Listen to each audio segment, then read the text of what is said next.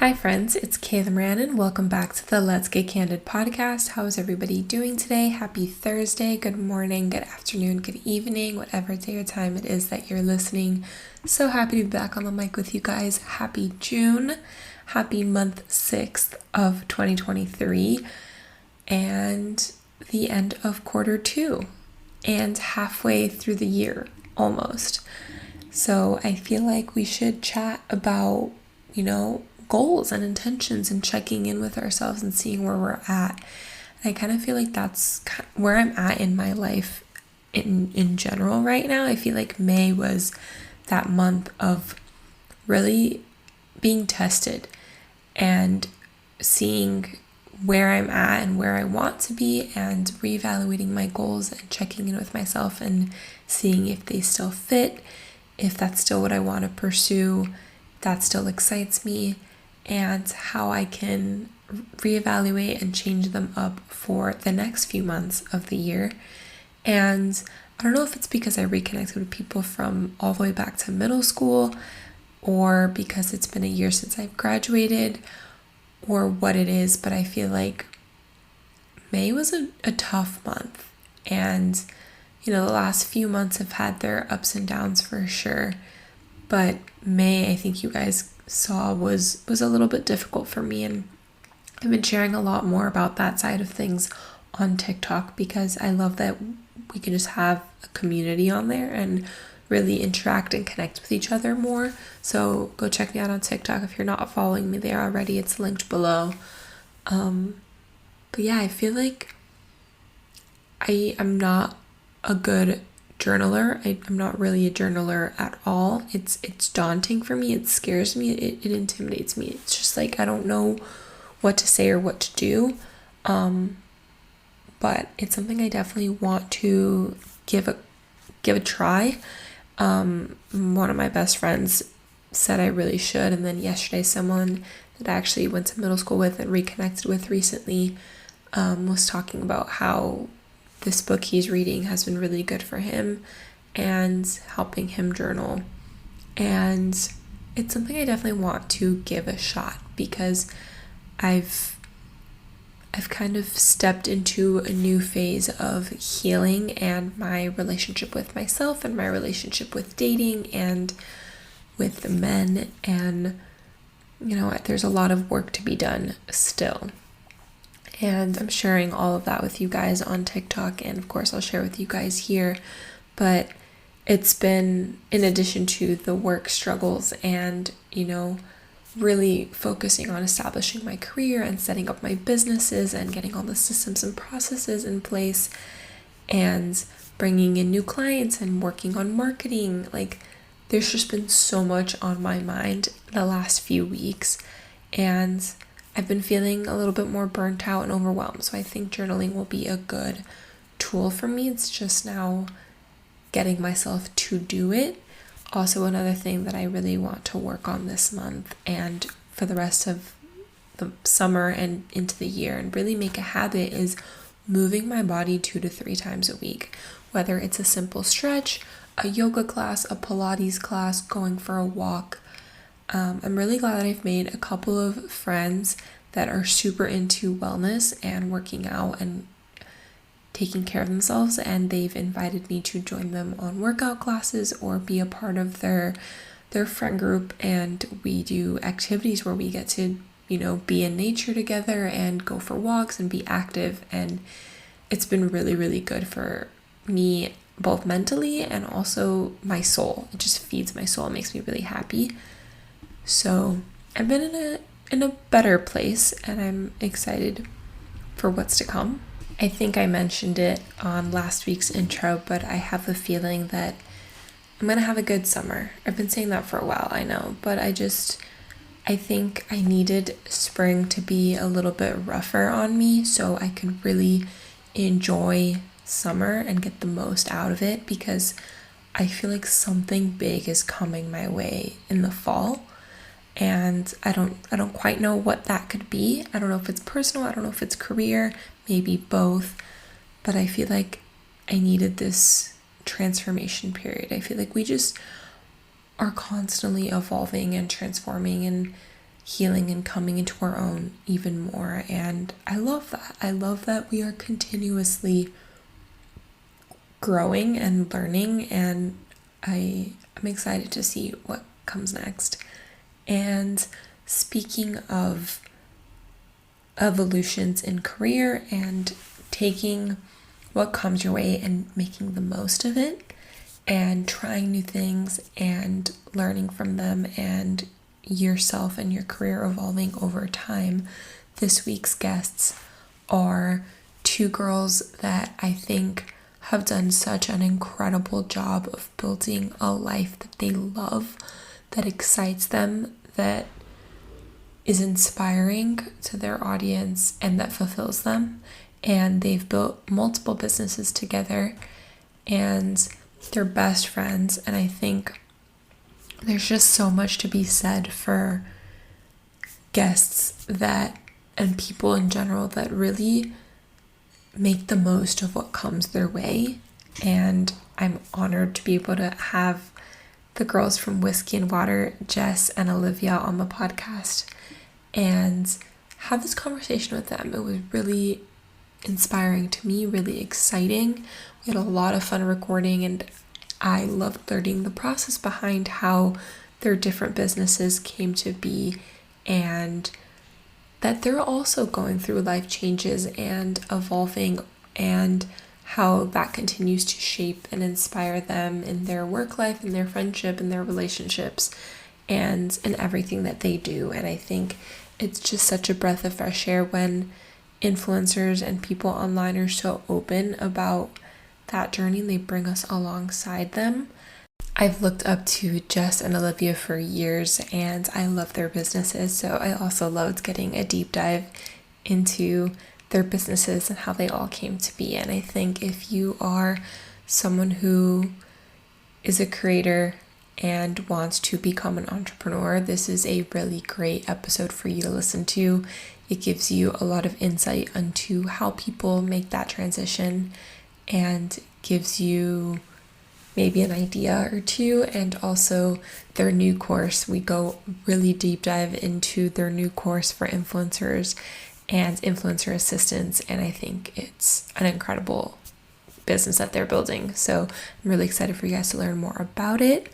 And really fast, before we jump into the episode, I wanted to do a quick suck and sweet of the week. So my suck of the week is that I sprained my ankle the other day walking. I was wearing like platform Dolce Vita sneakers, and I had done so well all day, finally broke them in after a year, and I was feeling really good, very comfortable, and walking down the streets of Brickell, hit a pothole and rolled my ankle, and I kept it moving like nothing happened. But it's been a week, and yeah, my ankle is definitely swollen and it hurts, but just gotta keep it moving, And my sweet of the week is actually kind of funny. So I went to get my nails done today because I get them done once a month, and technically I really need to start getting them done 3 times or every 3 weeks, or every 3 weeks, because they grow out so fast thanks to the hair and energy vitamins that I've been taking. I'll link them below, the JS Health vitamins. But yeah, my nails have been growing so fast that I literally could not wash my hair because they were so grown out that my hair would get caught underneath it and they would have ripped the nails off. And that's disgusting, but it would have been really painful and really uncomfortable to wash my hair. So we went to the beach this weekend, and I had my mom wash my hair for me, and it was like taking me back to when we were like little kids in the bathtub and your mom would lean over and wash your hair for you. It was really funny. And I was like, I'm just gonna wait until I get my nails done and wash my hair. I don't care how dirty it is. My mom's like, that's disgusting, like I can just do it for you. And I just felt so weird. Also, I was freezing cold the entire time in my bathing suit while she washed my hair. But it's a funny story, and I thought I would share that to give you guys a fun sweet of the week, because also it's kind of cute. But yeah, I'm feeling refreshed. I have a tan. I'm looking forward to the weekend. I'm going to brunch with one of my best friends. Actually, on Friday, I'm doing a co-work session with one of my really good friends at the beach, and then I'm going the next day to a brunch with another one of my best friends, and that'll be really, really fun. I'm just excited to be social. I'm in my social butterfly era again, I feel like, coming out of hibernation, and I'm excited. But yeah, I hope you guys enjoyed this episode. If you liked it, please leave a rating and review. Please subscribe to the show, share with a friend, tag us as you're listening, and let me know who you want to see next. Go follow Jess and Olivia, their personal accounts. Go follow Whiskey and Water, the podcast. Go follow Mood the Agency, Socially Ambitious, and all the other things that they have going on. You can find it linked below. And yeah, I hope you guys enjoyed this episode. Thank you guys so much for listening. I will talk to you guys next week. Meet Jess and Olivia. Jessica and Olivia, what's something that people wouldn't know about you guys just from following you? And you can do it like individually or together or both. Okay, so I think if someone just followed me but didn't deep dive on all of our projects, they probably wouldn't know that I'm allergic to alcohol, so I don't drink at all. Obviously, people who listen to our podcast might know that, the OGs, but yeah, that's something that people are always very like surprised to find out about me. Ooh, this is a good one. I would say, honestly, most people that even that we talk to now, even though we do put it on our platforms, I think most people don't really know that I'm an entrepreneur and that we're entrepreneurs. Like anytime I like meet someone, they're like, "Cool, so like you're a model," or like even if I've known someone for like 5 years, they'll be like, "Hey, how's the modeling going?" And I'm like, I have not modeled in so long. So yeah, I think that that's what I would probably say. Yeah, those are good ones. I don't think I'm allergic to alcohol in general, but I'm allergic to wine. So I can kind of relate to you on that. I get really weird, like I look like I'm sunburned, like, Yeah. but I'm not. And Do I you feel have really any warm. Yeah, do you have any Asian in you? So possibly, but like very far back. Yeah. I'm Hispanic, but we also have like Irish ancestry. Like my last name is Irish. Like my dad and my brother have green eyes and blonde hair. Okay. So like we know we have like Irish ancestry and probably some sort of Native American to Mm. like Ecuador or like that South American region, Mhm. and possibly like just based off of like the history of the region, potentially could be some Asians through like that area. Right. Well, it's Potentially very also much an Middle Asian Eastern. thing, Yeah, I'm so sure. Yeah, I know a lot of friends who can't because of that, and yeah, like the Asian flush, like the Yes. like I get my mom gets it, which she's Cuban, so like Mhm. she gets it like on her cheeks. I just like the flush, like I just get a whole body, like Your it whole body. progressively gets like I'm sunburned, but I still love wine, so I will You still just drink drink it. through it? You just But rally? I won't drink it if I'm going out. Like if I'm at dinner Right. and we're planning to keep going, I won't drink it. I'll have a Mhm. cocktail. But, like, if I'm going to dinner going home, or, like, it's a wine night with my friends at home or with my family, like, then I don't mind because 'cause I'm just going to bed afterwards and Right. it's okay. But I made that mistake on my bar trip in Spain. We were having Oh, sangria, no. and I thought, "It's sangria. It's, like, not really strong, like a deep, full-bodied red wine. Like, I can have it." Yeah. It's like, "No, no." Everyone was like, "Are you okay?" And I was like, Oh, "Yeah, I'm fine." And they're no. like, "Are you sure you're okay?" Yeah, like, you And need I to was go like, to the "Oh, hospital. okay. Now I feel it." Like, yeah, no, I'm not okay. Yeah, no, I can't even have a sip of anything, so Eh. So then where did the name come from, whiskey and water, if you don't drink? That's a good yeah, question. so I'm the water, actually, and Okay, she's so the both of you. whiskey. That makes Yeah. sense. So you're a whiskey drinker, Jessica? Yeah, I am. Me I'm too. an everything drinker. I'm mostly whiskey and tequila, so that's Yeah. me. What's your I favorite whiskey? I would probably just say like a Macallan 18. I wouldn't call myself a whiskey connoisseur by any stretch of the imagination. Yeah. I just like made whiskey drinking my personality when I was in college, and here we are. No, me too. All the guys, like, every time they see me drinking, they're like, "Oh, what are you drinking? Vodka Red Bull?" I'm like, "No, I'm actually drinking, like, straight whiskey or, like, whiskey ginger," and they're like, "You don't drink whiskey?" I'm like, "Try me," and they have a sip and they're like, "Oh, okay." Yeah, that was my college experience Yeah. put subtly. Yeah. No, that was me. My freshman year drink was a Jack and Coke, and by the time I was in law school, I was drinking straight, like, whiskey on the rocks or whiskey ginger if I wanted something a little bit, like, not so strong. I do love Macallan. I think Jameson's probably my go-to, though. Yeah, I like won't drink it like pretty much anymore. Like I'll do it if I'm having like an old fashioned or just like a whiskey neat with like dinner, but if I'm like going out and like gonna drink, I'm definitely doing tequila because Yeah. I don't want to Yeah. fight anyone. So Yeah, whiskey does make you aggressive, at least for me. Yeah, I love a tequila drink now. I'm glad that tequila is having its moment because sometimes I just want to keep to like an old fashioned at dinner and have like the more like the nicer experience. You don't shoot whiskey. Like it's just not a party drink. But going back to what you said about modeling, so like, do you still model at all that people still ask you about that? Or like, why do you think people don't see you as more of an entrepreneur? Is that something that really bothers you? No, I wouldn't say it's something that really bothers me, and Olivia and I still model from time to time, like, upon direct request. And, we still have, like, a talent agency that does represent us, but I would say most people probably think that we're modeling mainly because Olivia Olivia does do a lot of modeling, and she's in, like, a lot of, like, commercials and stuff, so people send those to us all the time, and, like, that's kind of, I think, what gets the most, like, screen time, like, figuratively and literally. And so people are always like, "Oh my god, you guys are killing it modeling." I don't do that, like, pretty much at all anymore, but I would say mainly because of, like, Instagram. Like, I think that people see, us posting photos and think that we're, like, modeling rather than, either shooting brand deals or just kind of even just, like, being creative in general. They just kind of put it under the scope of modeling. Yeah, that's fair. So how did you two meet and when did like what business came first? Because you guys are best friends, you live together, and you run multiple businesses. So take it back to like you guys first meeting and realizing like, ooh, we should do something together. Yeah, so we met through modeling back in the day. Oh, did she say that we live together? Oh, we don't live together. Because you guys are together right now and it's 10 a.m. So I figured you might, but No, yeah, we're just together every day. Olivia, does have a house and a fiance, so I do not live with them. It's just me and Nugget over here. But, we met through modeling, I would say, like, 7 or 8 years ago now, and, we, we're just booking lots of shoots together, and then we, realized that we had, like, a lot of chemistry on set and, like, just worked very well together, and then, just through that kind of strengthened our friendship. And then we worked for a corporate office together.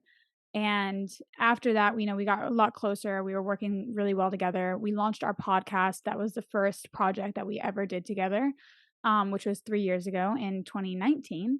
And then we've been doing the podcast for 3 years. Then we launched Mood, which came in 2020, early 2020, January.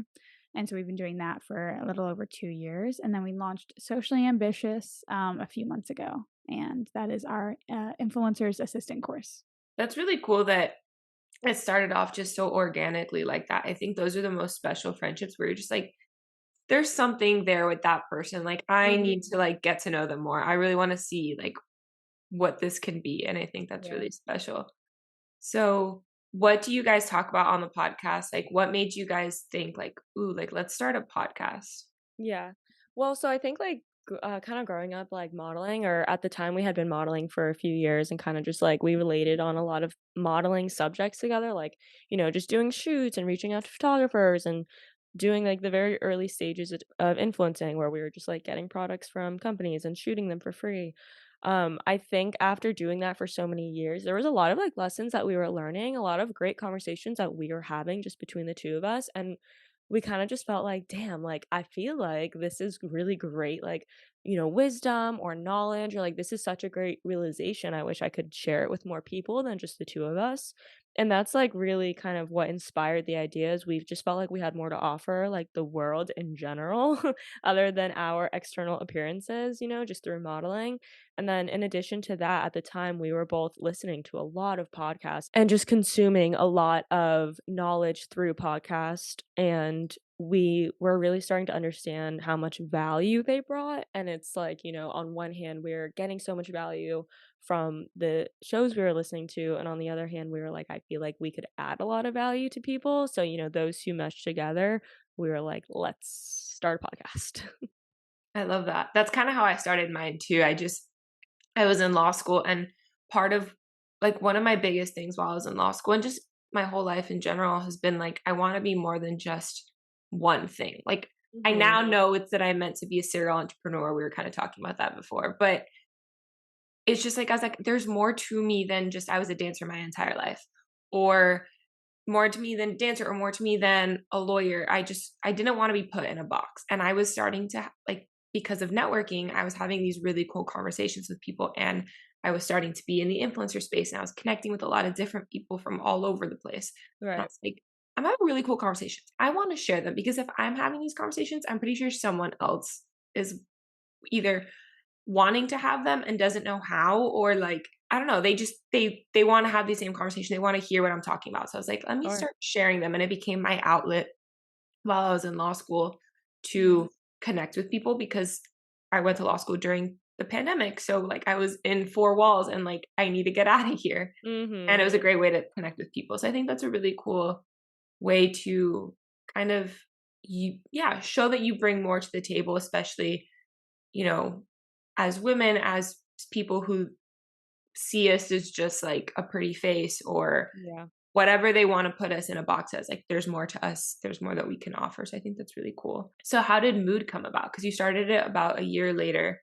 Mhm. What is Mood? How did it come about? And what is the biggest lesson you guys have learned from being entrepreneurs?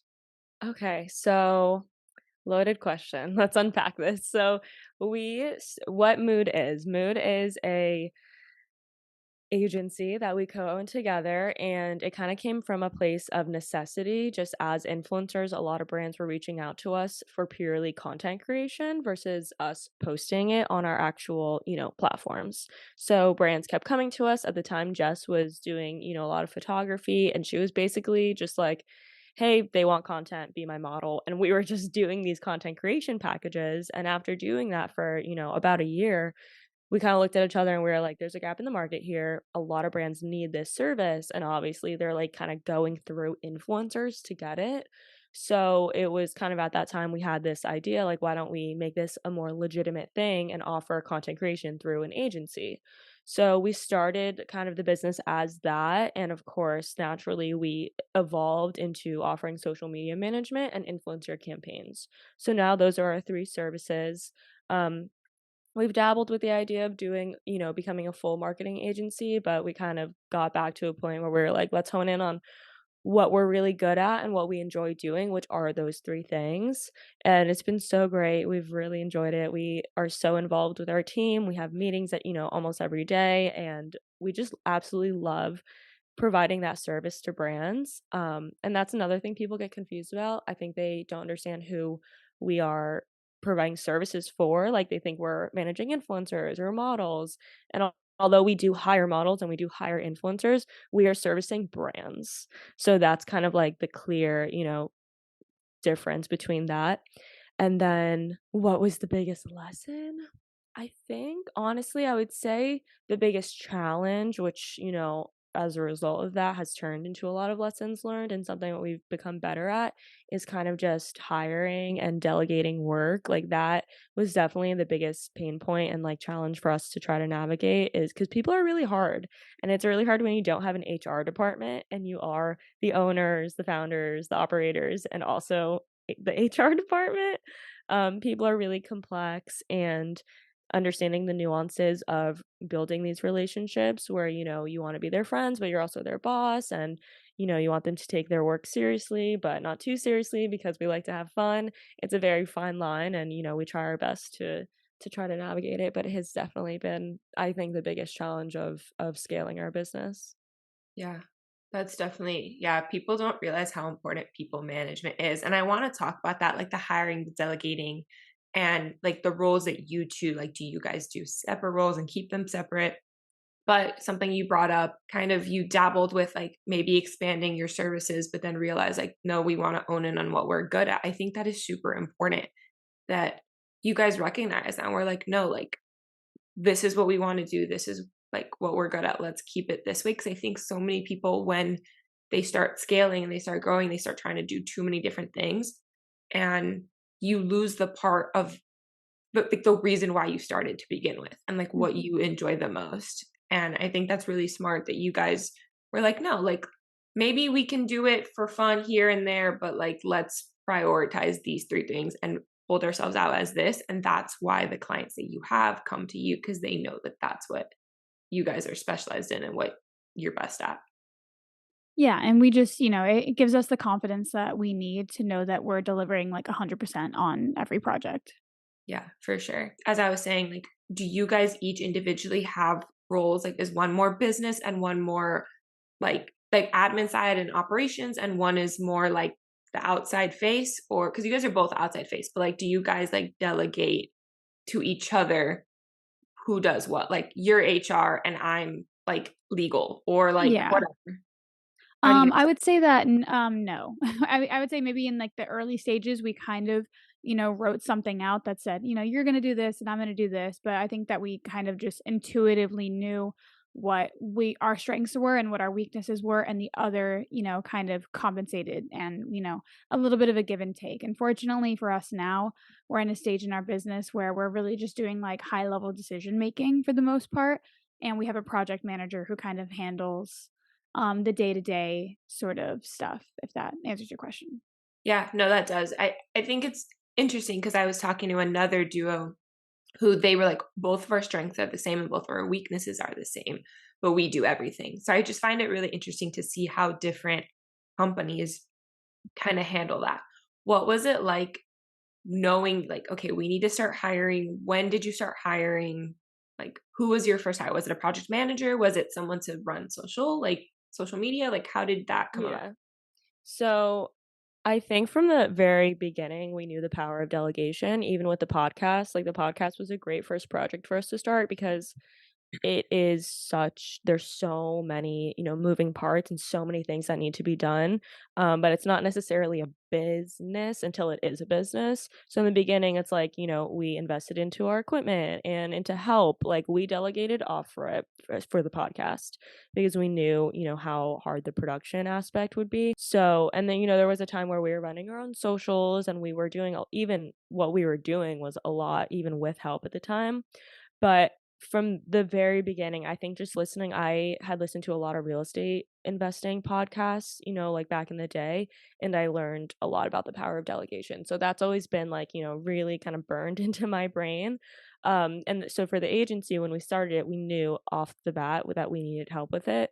The first thing we hired was a project manager, and at the time, it was our personal assistant who is also helping us run the podcast, who we then offered this opportunity to work with us at the agency. And it's funny now looking back because that's kind of like the pipeline of all of our employees. They always end up in one pocket and then they end up, in all of our pockets, because once we find someone who's really good and really efficient, we want that in all of our businesses. So from there, we kind of just have scaled as needed. We never want to hire more help than we need, and we never want so much business and we don't have enough help for it. So it's kind of, this game of like trying to do one at a time and not scale faster than we need to.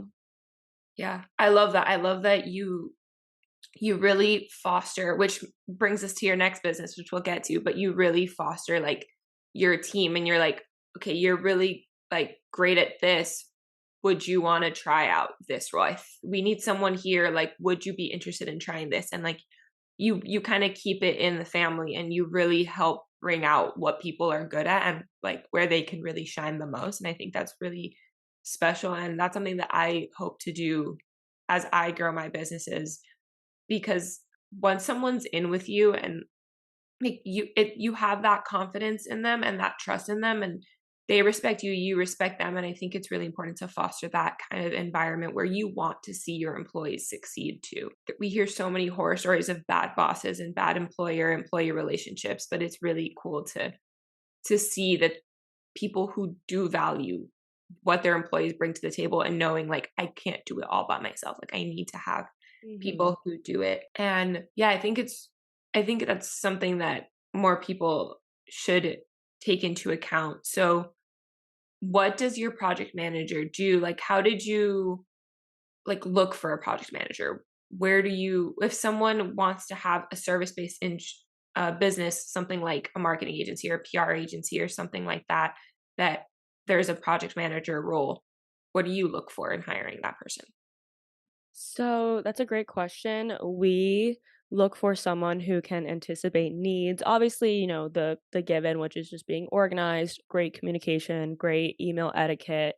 Those are all kind of, non-negotiables, but also what we've kind of learned is necessary is definitely someone who can anticipate needs, especially in the role of a project manager. It's so vital to our business because, like Jess said, that person is doing our day to day, they're client facing, they're employee facing, like internally, she's kind of managing the team, she's managing the clients, she's managing the projects. Like it really is the most important role, I think, in our agency because like Jess said, we're very hands off with a lot of things. We're not big micromanagers at all.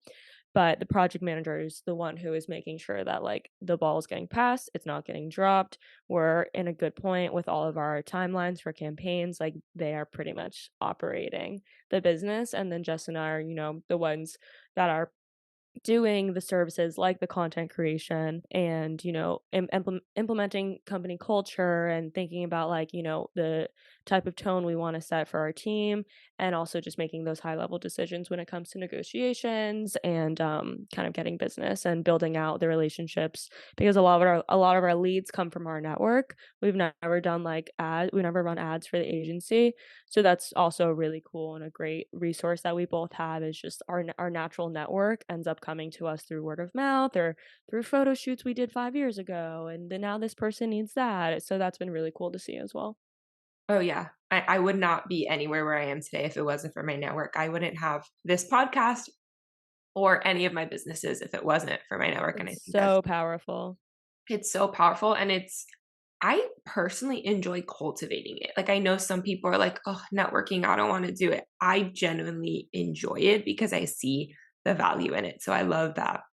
And I was going to ask, how big is your team and like how many people do you have? Are they the same team for all of the businesses, or are you working on having different teams for each aspect of what you guys do, your 3 different businesses? Yeah, so each business has its own team. There's a little bit of crossover here and there. So yeah, we have a team of core 5 employees, and then we have 2 seasonal interns at usually any given time.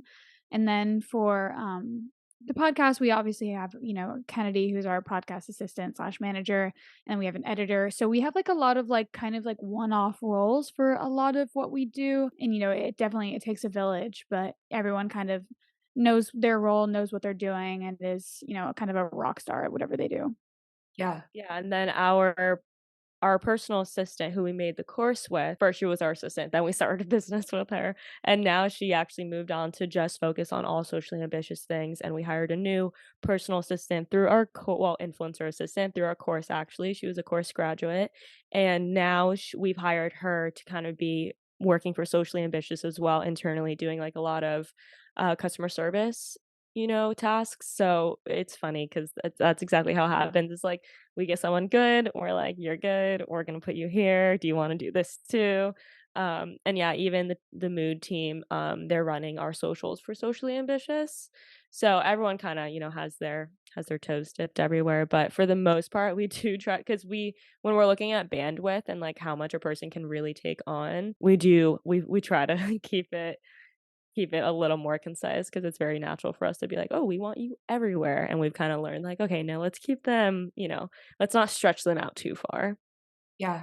And I think I love that. I love that that one person moved with you guys through different phases, and then your first one is part of your business now, and then a graduate became a part of it too. And yeah, when you find someone good, you're like, I will do anything to keep you. Yeah. How can No, I keep you? seriously. And Yeah. as I expand, and I know that I will eventually in the near future, like probably before the end of this year, will need an assistant.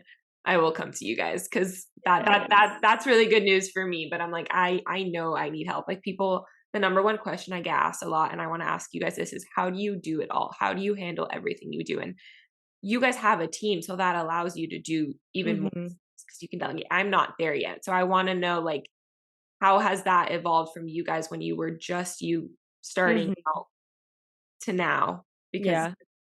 I need help figuring out how I don't know how I do it Yeah. all. Like the number one question, and I'm like, I just do because I love everything that I do. And if I don't love Yeah. it more, I find a way to like remove it from my plate however I can to Mhm. prioritize what I actually want to do. So how do you guys Right. balance it all? That's really sound advice. Honestly, there's a lot. there's a big chunk, I think, of our careers where we were asking ourselves the same thing and really in a state of burnout, to be honest, because even with all the help, it was really like we were decision fatigued, especially through the agency. And I think something we've really started to lean into, especially within the last maybe 6 months, is kind of giving our project manager more decision making power because we're like, listen, you already know the right answer for this. You don't need to run it by us. We trust you. And at this point, it's burning too much fuel for us and like that energy could be better used elsewhere. So, but I'll be honest, the last 3 years we have been like just mentally in a state of burnout even with all the help that we have. And we've always made sure like a big theme of even our podcast is we've always been big on work-life boundaries and prioritizing your own mental health, and that's something that we definitely enforce within our agency. You know, we tell our team like if you need a mental health day, you got it. Like day of, you got it. No problem. Nothing comes before that. And, you know, we try to practice that ourselves. It's really nice having a business partner. So it's like if we wake up and we're having a day, we can say, "Hey, I need to take the day off." And it's like we're always going to give each other that grace. So that's really nice that we have each other to lean on like that in that way. And, you know, if one of us is unavailable, the other one can kind of step up to the plate and handle things. But I think just, you know, making sure that you are delegating what you can. I think a helpful tip for that is, you know, to do a time audit and an energy audit. I actually will give props to Maya Nicole. I listened to her podcast over the weekend and this was a great tip that she gave. And I think she learned it from another podcast. I love But how it's podcasts do that. Send me I the link and I'll put it in the show notes so people can refer Okay, to it. yeah, I will. She's great. She's been a big, like, role model for us when it comes to digital products and selling them. But she recommended doing a time audit of your week and literally writing down every single minute you've spent on what tasks, and then deciding if this was, like, an energy giver or an energy drainer. I I think love she that. worded it in a different way, but something along the lines of that, and then kind of deciding, like, for the drainers, is this something I can delegate? So it's a really good way of looking at, like, what you can get off your plate. And then in addition to that, I would say just making sure you're nurturing things like hobbies in your life and having those boundaries set in place where, you know, you turn off the computer, turn off the phone, like how normal workplace people do. Like having a 9 to 5. In our signature, we have our work hours, you know, and that came from a place of necessity as well. You know, we're like letting our clients know, no, we're not answering past 6 p.m. Sorry. Like, you know, and those are boundaries that I think everyone needs to like think about and kind of have in place for themselves. I love that. I wanna do that. The energy audit and the time audit, I definitely yeah, send me that link. I will be listening to that myself. I like that you called it work-life boundaries because we all know balance is a myth, and that you guys are you value a lot of like, in your company culture is built in that you can take time off if you need it. We are going to give you that space, and that you respect that people need that because it's something that you value for your own selves. And I so what are some you said, like, you want to prioritize your hobbies or, like, you have a fiance, you have your dog, like, you know, you have your friends, like, your life outside of work. So how do you guys kind of incorporate that and implement that into your lives? Like, like you said, you have, like, hours that you're on and you're off, and I'm really good about that too. Like, if it's after 6 p.m., 9 times out of 10, I'm not answering you. But, like, what are your hobbies? How do you make time for them? And, you know, how has that evolved too over time? Yeah, I mean, I would say that, you know, our favorite part of being entrepreneurs and owning our own business is that we get to make our own schedule 100%. and yeah, work whenever we would like to. So, you know, if there's like a random Tuesday where we want to like go to the beach for a couple hours, like we can do that as long as we don't have like meetings or whatever it might be. So, I would say that it looks different every single day. And yeah, just we kind of just work around that. And yeah, even if it is past 6 p.m., like sometimes we get our best work done in those hours because less people are demanding our attention. 100%. So, yeah, it's definitely just like it's just a harmony essentially, you know, like finding what works and you know, working around your schedule. Yeah, I love that. I do some of my best work after hours as well, but when finally, like, I'm not being pinged on email or, like, feel like I Mhm. have to be on email and, like, oh my god, something came in, I have to answer it. Sometimes I'm like, "Okay, fine." I can finally, like, turn off that and just focus for an hour or 2 on, like, actually doing the the work part of the business Yeah, or the it's admin work. side one day, because someone's got to do that too. Mhm. And yeah, I love being able to, on days when I don't have a lot of calls, I'm like, all right, I'm going to go work from the beach or work at a coffee shop just to get out of these four walls. Or like sometimes I'll go sit outside by the pool and like work by the pool, or, just to change of scenery Switch is up the so much. environment. Yeah, change of Mhm. scenery. And like I'm a big person, and I think you guys are too, based off of following you guys. Like sunshine, like the fresh air, getting outside, that is super important to me. And that's something that I didn't have for a really long time, but during the bar exam like studying process, I literally could not go one day without taking a walk outside and just Yeah. sitting in the sun and like being re-energized. So I try to implement that now as much as possible, even though it's not always feasible, but I try to at least. No, it's, like, imperative for the mental health. Oh yeah, it's like and I heard it on a podcast, like grounding, like putting your feet in the grass in the mornings and letting, like, before like I wash my face and like get ready for the day. Like, yeah, I don't have any SPF on, so I only do it for like 5 minutes, but I let the sun like hit my bare face to like wake up. Then I go have my coffee. Then I go eat breakfast. Then I go shower. And like now I'm like ready for the day. Yeah, no, that's the best. And yeah, I learned that from the podcast. I love how podcasts really just, it's such a great way to learn and evolve yourself. And one thing you guys talked about when we were talking about earlier, company culture, what are some core pillars of your company culture that you guys really emphasize? Yeah, I would say that, kind of what Olivia was mentioning about, like, if we prioritize mental health above all, and I would say that that's, like, the core of our company culture, and, just making it like, I hate, the word safe space, but, like, making it a safe space for anyone to kind of, bring anything up at any point, if anything uncomfortable and it made them uncomfortable, or even, like, if someone made us uncomfortable, like, we're the first ones to bring it up, hash it out, make sure there's no built up resentments. We do monthly check-ins with each employee where they can give us constructive criticism, and we can also do the same. And, again, like, it's a safe space, and we just like to make everyone feel heard and seen and understood. I feel like that's all what we can ask for. Yeah, we're also huge on accountability, both our team taking accountability for things and us as well. We definitely try to like lead by example there. We've in the past, we've kind of struggled with employees with taking accountability, and that's I would say it's tied into the company culture because we're big on it ourselves, like we're the first ones to admit that we made a mistake or that we overlooked something. Even when it comes to things that are like internal, not even like client facing, not even work related, but like relationship related. There's been a lot of bumps in the road in the past where we had to own up to stuff and just say, hey, you know what? This is our first time like running a business really. So we are trying our best, and we're not perfect humans. There's a lot that we aren't great at, but we're really trying to do our best and trying to be the best bosses. And that's like all we can, it's all we can do. And we definitely have like explained that to our team in the past of like, we're just doing our best and we're always looking to improve.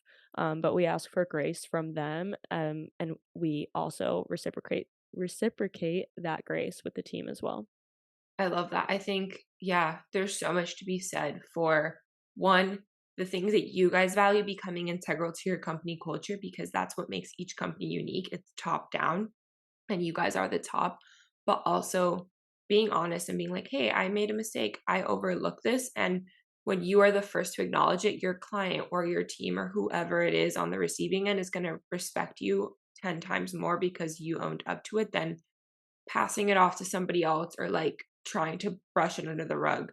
They respect you so much more. And I with my clients, I'm always like, I'm so sorry, like that was my bad, I will make it up to you, I will do this, I will find a way. And like if I make a mistake, I'm like, I'm still learning. I thank you for trusting me to be my client when this is the first time I'm doing this. Like it means a lot to Mhm. me that you trust me to do that. So I think that's really cool that you guys did that. Yeah, I mean, there's a lot to be said by leading by example, and also just, having a lot of humility with what you're doing and accepting and just being vulnerable and letting people know that you're human and that you do make mistakes. Absolutely. And so, speaking of socially ambitious, the influencer course that you started, we were talking about it earlier. probably came out of necessity, I'm going to guess, like most of you guys' businesses. But when did that idea spark? Who came up with it? Or like, was it together? Like, walk me through realizing like, ooh, like we could do something here. Yeah, the idea was definitely immaculate conception between the both of us. Like, it was an idea that, like, we had essentially, like, simultaneously, like, in, like, a strike of lightning, and we were like, "Oh my god, no, we have to do this." And we were cracked out on coffee in California, driving to go pick up a Facebook Marketplace find, and we were just, like, spitting off ideas like it was no one's business, except it's our business. And, yeah, so we decided, like, in that moment that we were going to do it, and we kinda just took, baby steps to figure out, how that was gonna come together.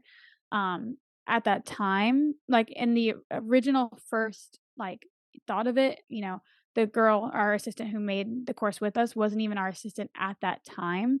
But things really aligned for us, and the universe really worked for us, put Anna in our path, and Anna, really was imperative to the conception and the creation of the course, and we couldn't be more proud about how it turned out. I love that. Yeah, it did come from a necessity. I think Anna was our 8th assistant. So we had, we knew the power of delegation. And when we thought about just running our influencer business, we were like, we need help. So we started to hire, we had these virtual assistants. We had some, did we have in person? No, we had mostly virtual assistants just from the very beginning, but we were hiring just personal assistants for like admin work and things like that. And yeah, like VAs, and time again, it just wouldn't work out because they didn't understand the influencer industry. And it's like when you're in our inbox negotiating with brands, you need to understand like what usage means and what whitelisting means. So there was all these things that we just got to a place where we realized that this is a niche kind of skill set and knowledge, and a lot of people didn't have it, like these personal assistants didn't have the skill set or the understanding of the industry to do this job.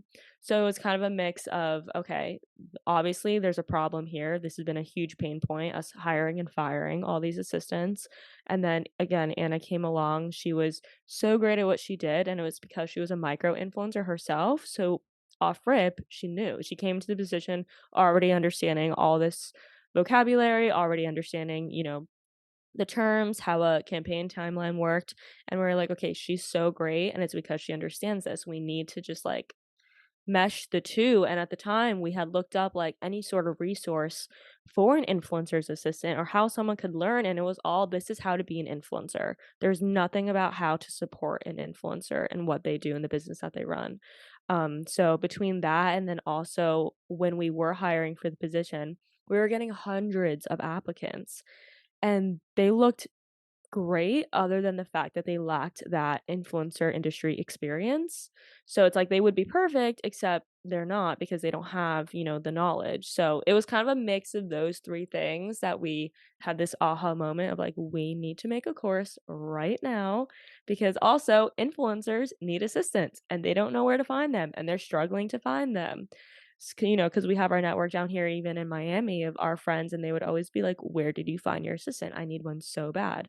So it was kind of just like a beautiful mix of things that kind of sparked this idea. And then once we got going on it, we were like, we absolutely need to do this. There's so many reasons why we need to do this, and so many reasons why the world kind of like needs this course, because it's just such a great way for people to get their foot in the door of the industry, especially for someone who maybe doesn't want to be an influencer themselves. Like they don't want to be in front of the camera, they don't want to be in the spotlight, but they do love the industry. It is, really lucrative and it's creative and it's fun.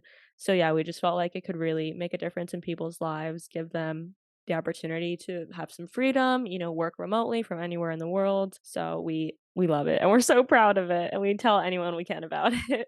No, everything you were saying, I was like, wow, like that was, and it's so funny you brought up like people look up how to be an influencer assistant and they're like, it's just how to be an influencer. And like, not everyone wants that, but they see the power in it or the they're interested in it and want to be a part of it some way, somehow, and they just don't know how they can be a part of it. And Right. someone came to me the other day with similar, they're like, I see that you manage influencers. Like, I would love to get into that. How did you do that? I'm like, it was a perfect storm of things. Like, it just Mhm. kind of happened. Right. I didn't seek it. And I think that's super important. Like, I think especially in this industry, like this is something that like it kind of just happens and you like Mhm. go with it. It's not, Totally. you kind of can't seek it out because then it doesn't come from a genuine place. But I think that's super smart that you're like, we see a need here and we could be a part of that. And let, like, yeah, influencers need team, like they need to build a team if they want to grow this as a business. And that's the other thing, Mhm. people don't realize that it is a business. They don't value it as a business, but if you want to make it a business or be successful at it in general, like you need to value it as a business and you need to treat it like that and have people on Mhm. an agent, Yeah. a manager, a lawyer, an assistant, people on your team. So I think that's really powerful how it came to be for you guys, and that you were like, these assistants would be great, but they're not exactly what we need because they're missing this aspect of it.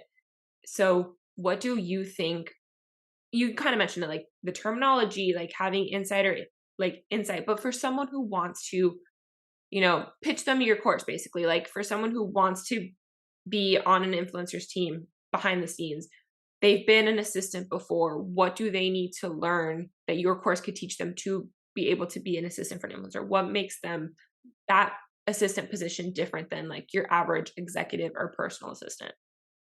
Yeah, so I think obviously we covered like the vocabulary in general, super important. We literally have a whole like module dedicated to just the You vocabulary have because to. even it's such a new industry, like new words are popping up every day. We were at an Amazon event a few months ago and they had us like sign a contract that had the word embargo and we're like, what is embargo? Like we're still learning new, terminology, so it's really important that that's in there. And then it's kind of like an overall introduction into what an influencer's business really looks like. Because, like you said, a lot of people don't understand that there's so much administrative work behind the scenes. They think we just Not take just take, pictures. yeah, as like it's They think not we just just take taking pretty pictures, pictures. look pretty, and post. No, there's so much that goes on behind. So I would say the meatiest part of the course, in my opinion, is just understanding what a campaign even looks like, right? Because, like, if I were to go up to a person on the street and say, like, "Hey, what does a campaign timeline look like?" They'd be like, "What are you talking about?" So, understanding kind of like the timeline of that, the process of pitching to brands, like, you know, a lot of people don't know that influencers do brand pitches themselves, and that's how they secure a lot of their partnerships, especially if they don't have management. So that's definitely something that we're teaching what the negotiation process looks like, how you can best negotiate, different deliverables and different rates, and also kind of just balancing all of that admin work in an organized way. We teach a lot about our task management system. We use Trello and we teach the exact kind of system that we've developed over the years, and it works really great for us. Just staying organized, making sure that everything is in its right place. And then we also teach things like creating a trend list on TikTok, which is a new thing that we've kind of new, but one of the later tasks that we had assigned Anna was creating these trend lists for us so that we can go to batch content and we just already have a list of all the trends that would apply to us, because there's a lot that doesn't apply. And then she'll give us like on screen video text ideas, which is always on point because she just understands us as people. And that saves a lot of bandwidth too. So that's like even the creative aspect, that they're still having a hand in. So that's been really cool as well. Kind of the meat of it, a lot of email etiquette, a lot of inbox management and how we keep our, especially being in Miami, there's a lot of event invites and dinner PR invites and gifting opportunities, which is like so cool and we're so grateful for, but the inboxes do get flooded. So, kind of teaching how to manage that so things are organized and that everyone's being communicated and replied to with like the correct sending invoices, all the business admin aspects. And we have a lot of templates in there as well for emails that are super helpful. Like if a brand comes back with this is how we would typically reply. Or if we want to reach out to a hotel for a travel opportunity, this is the template we would usually send, and make some minor tweaks here and there. So there's a whole bunch of No, there's a this whole sounds bunch of value. incredible. And yeah, the Yeah, it's a inbox lot. management side of it, I have like multiple emails, one for each business plus my personal, plus my school emails. Still, sometimes I need to check it for certain things. Oh yeah. So I'm like, I am already at the point where I need a personal assistant just to help me manage my life and my calendar so I can do all the things that I want to do, not just running my businesses, but like you said, like the events, like partnerships. Like I want to like something that I'm navigating with, and I actually this is a good question for both of you. Like I still want to be an influencer in my own right, maybe not as my main income source, and that's okay. Because I want to be a business owner, but I still want to do that. So I want to make sure that I have enough time to work with brands and create content or go to events that I get invited to. And, I need help in navigating that and also knowing like what partnerships fit right with where I'm at in my life and making space for them on my feed and in my content. So how has that been like navigating being both like because that's one business plus then your individual businesses that you guys run together. How do you navigate creating content for like yourselves as influencers and also yourselves as business owners and promoting your own brands on your personal platforms? Yeah, I would say that, we have it like a little bit backwards from as you do because we kind of started off as influencers and then the businesses came after, whereas, you kind of are wanting to pave that way right now.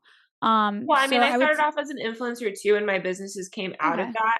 I was Okay, an cool. influencer. I was more of a blogger before, like in college and law school, and then it turned into like influencing. But as that was happening, I was also like, I see a need for being a Mhm. lawyer in this space. So like they kind of happen at the same. Yeah. Natural evolution as well. Yeah, I mean, I would say, I don't have too much advice just because I think it comes very naturally to us. Because we kind of keep our main Instagrams, like our personal Instagrams, separate from the businesses, but like, we just share organically as things kind of call to us. Like we obviously share and we know whenever we have a new business, but our influencing platforms are our personal platforms and like really like the only space that we get to like have separate. And influencing is still very much our bread and butter. Like it's what pays all of our bills. Like we don't pay ourselves from our businesses quite yet. So, like, that is just something that we naturally prioritize because it's what pays our bills, and then everything else kind of comes second. So Yeah, no, that makes a lot of sense. The only reason I say it that way for me is because I originally wanted it to be that like my personal page is my influencer page and then each business has their own and like the podcast has its own Instagram and my management company has its own, but my law firm does not. And I really don't know if I want to start a fifth account because I have like a private account that is like for my friends and family. So I'm like, do I really want to have a fifth account? Yeah.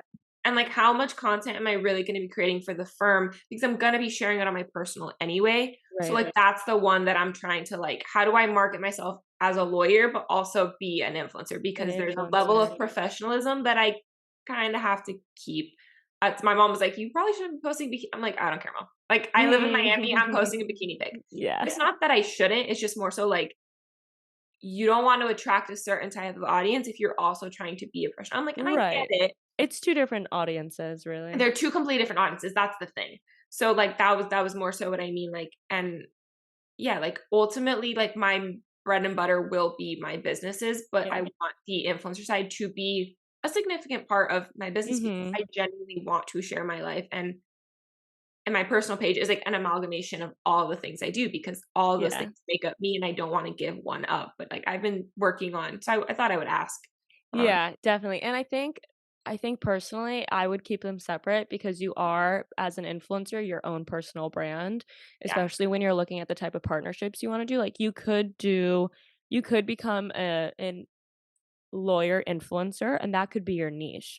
But if you want to keep yourself more open to lifestyle and fashion and beauty, then it's a completely different niche. Because there are really great in why am I getting like lawyer Yeah. influencers, like especially on TikTok, they dive into that. They share information about that. They share content that's related to that, and that's their thing. But when we're looking at partnerships and things like that, you do want to keep yourself open to appealing to a brand like Target, or things Yeah. like that, And that that's what where I'm working on is I yeah, don't want to be like same thing like I was saying, I don't want to be put into a box. I don't want to niche down. I don't want to be right. only a lawyer influencer. I want to Yeah. be Then keep them separate, I would both. say.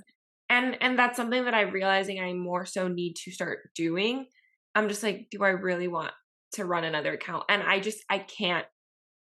So one thing that you guys don't know is I also work at a personal injury firm part-time. So like I'm a full-blown lawyer and I have a deposition tomorrow morning. Like I right now do not have the bandwidth to have and run another account and the marketing for that account, but I I do would say have when you hire help financial. is might be the time. Yeah, exactly. That's what I was Yeah. about to say. Like, I don't have the financial capability to hire someone to do that quite yet. Although my brother is a marketing major and moving home after he graduates in 2 months. You're like, I Hi, will be taking advantage of that. hello. Hi, I So can't pay you, crazy. but you will be helping me with this. Yeah. But yes, I do. It's something that I'm more so realizing I need to do and take the Mhm. plunge on. I just don't have the bandwidth to do. But sooner rather than later, I know I need to. But I thought, Yeah, that's the power of delegation. Also, something I think is really helpful for us and our personal brands is we had this group of influencer friends down here that we've been shooting one like pretty much once a week for the past 5 years. And those are the days where we can really knock out our personal content and partnership content. And that's been super, super helpful because we know at least one day a week we're gonna have time to prioritize our personal Instagram pages. So that's been really nice, and that is a way for us to make sure that that is being nurtured and handled and like those tasks are being done. So yeah, that I'd give that advice as well as maybe just like carve out time to focus on your personal content, whether it be lifestyle or fashion or whatever it yeah, is. I love that. That is something I also like, and I'm normally very good about delegating. I've always known that that's important. And my mom works in operations, so I've seen the power of that my entire life. And I'm like Mhm. just waiting for, like, I know I need to, and I have college interns for certain things, but I just don't. They're in school, so like they can't do Yeah. everything, and like Yeah. also I can't pay them, and I can't Yeah. afford that yet. But I know once, trust me, once I can, I like I know exactly Yeah. where I need to hire for each business and, like, for all the things, and that is something I want to do what you just said, like, have one day so I can nurture that and have content, Mhm. to post. Also, another thing is you can always start small when it comes to hiring. I think there's a big misconception that when you hire someone, it has to be like a full part-time role or a full-time role. We have people who hire assistants for 3 hours a week Yeah, just to do brand pitches or just to do inbox management, so you can always start super small and then scale up from there yeah, that's as something needed. like, second half of the year is something I do wanna get, like, someone 5 hours a week, and that is just Yeah. whatever like, as a personal assistant role that can help me with touching each one, and then kind of like how you guys, like, were like, "Alright, this person is better Mhm. fit for this business," and find kind of Yeah. the way you guys did it, that's exactly what I've been envisioning for myself, so this has been very helpful for me, Good, good. and I definitely will reach out to you guys in hiring that person when that time comes. Yay. But yeah, I think we kind of talked about it earlier, but for for both of you, like what is something that you guys have learned a lot about yourselves in this evolution from model and influencer to full-blown business owners who have your hand in a lot of different things? Like what is the biggest piece of advice you have for someone who wants to be an entrepreneur? We would say delegation. I know that we, like, just talked about it, No, go but ahead. truly, like, it's the only thing that's allowed us to, be as successful as, we have been in, our own respects, and yeah, it's really the only way that we can do everything that we're doing, and also could, like, keep some sort of quality of life because, at some point, you don't wanna live in a perpetual state of burnout, like, you don't work this hard to work this hard, you know what I mean? Yeah, I love that. Ooh, I love that quote. Thanks. Olivia, any It's a Whiskey and Water original. I love that. Olivia, do you have anything to add? Yeah, I would say definitely delegation is key, once you get to a point where you can. And then to just not cap yourself out. I think the beautiful thing about what we're doing here is that there's endless possibilities. Like, sky is truly the limit. We're not in this corporate world where, we have a ceiling above our head and we have like a path for success and what that looks like. Like, it is such a new kind of industry, and even if it's you're not in the influencer industry, but just being a business owner in general, like, there's just truly your potential is really just far beyond what you could even imagine for yourself. And I think even now we get so caught up in our day-to-day stuff that I think the version of us even 2 years ago would be like, wow, like, so proud of us and so, like, amazed. And I just always want to keep, like, being humble and grateful for where we're at, but also knowing that, like, we could go so much further and we don't even necessarily know what that looks like right now. But just knowing, like, not putting a ceiling on top, of your head, and always knowing that self-limiting beliefs can be totally dissolved and dismissed, and anything is possible if you really just set your mind to it. And also taking advantage of, like, free knowledge, like podcasts, books, audiobooks. Like, we would not be where we're at without those things, 110%. So, like, we have so much to thank for people putting their knowledge and their wisdom out on the internet, on the beautiful thing called the internet, and, giving those lessons to us to learn from and apply to our lives and to our businesses. Yeah, absolutely. You said something, the versions of yourselves 2 years ago would be shocked to see where you are now. 2 years ago, I was in law school and I was still trying to pretend that I wanted a career like everybody else. So, yeah, Yeah. 100%. Like, 2 years ago, me would not have any idea Mhm. that I would be where I'm at, and I'm just getting started, but like you Yeah. said, the sky's the limit, and I'm really excited to see where it can go because one of my professors told me this a couple weeks ago. We still have like every once in a while have like a catch up call. He was like, "You trusted your intuition and it led you here, and I'm really fucking proud of you because that's not something that most lawyers don't allow themselves to listen to. Most Yeah. people in general don't Yeah. allow themselves to listen to their intuition. And Mhm. I wouldn't be where I'm at today if it wasn't for my intuition and for the power of social media and the internet. And there's a lot of downsides of it, but I think it's really beautiful that all of us have built our lives and our careers because of the ability to try out what we like and Mhm. see what can happen and make something Yeah. out of it for ourselves and carve out a space for ourselves. And I think I'm really I'm, I'm really excited to see where that continues to grow because there's more and more people coming up now that are starting to be like to question things and be like, I don't Yeah, have to do definitely. things the way other people did. Like I And can the way the generations before us did. yeah, like I can like I like this aspect of this, but I don't like this. So like how can I find a way to make this my own? And that's what I did. It's like I like Right. law. I want to be a lawyer, but I want to do it in a way that Make fits it your me own. and you guys as well. Like, you wanted to be business owner. You wanted to be in business. You wanted to run your own thing and you were the businesses that you run are unique to both of you because it's your company culture. What you guys like, what you value is how you are Mhm. building it. And I think that's something really special. So thank you Thank guys so much you. Thank for you so coming on much. the podcast. Where can everyone find you? All your different businesses, shout Yes. them out. I will link it below so everyone can go find you and reach out to you guys. Awesome. So my Instagram handle is at Olivia PW.